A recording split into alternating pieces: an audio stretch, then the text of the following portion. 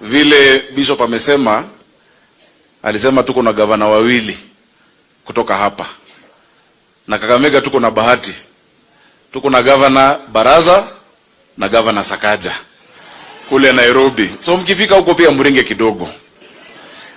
Ya kwanza kweli ni kumshukuru askofu kwa neno ambayo ametupatia, which is true, because Biblia inasema tuheshimu viongozi ambao tuko nao.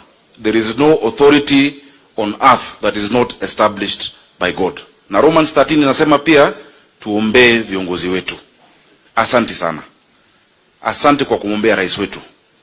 Na nafikiri kama Wakristo ni jukumu letu kuzidi kukumbuka ya kwamba viongozi ambao umechagua, wabunge, MCAs, hadi rais na governor, wanahitaji kupata maarifa kutoka Mungu. So let us keep praying for our leaders.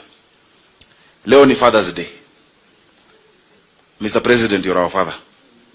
Happy Father's Day as the father of the nation. Na nimekumbuka Matthew 7:9. And happy Father's Day to all the fathers here. But Matthew 7:9 inawauliza, which of you fathers does your child ask for bread and you give them a stone? Or does your child ask for fish and you give them a snake? Wewe kama mzazi unaweza fanya hivyo? Hapana. And that is why I want to thank the president for being a good father. The first thing of being a good father is being responsible. Hawezi kuwa na mshahara ya 10,000 na unaishi maisha ya 50,000. Utaacha familia yako kwa deni and you will not be a good father.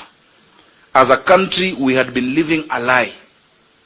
We were living beyond our means. Rais amesema hapana, let us do things right. Najua Tuesday wa bunge mko bungeni. Make the right decision as fathers. We must sacrifice. Things are not easy.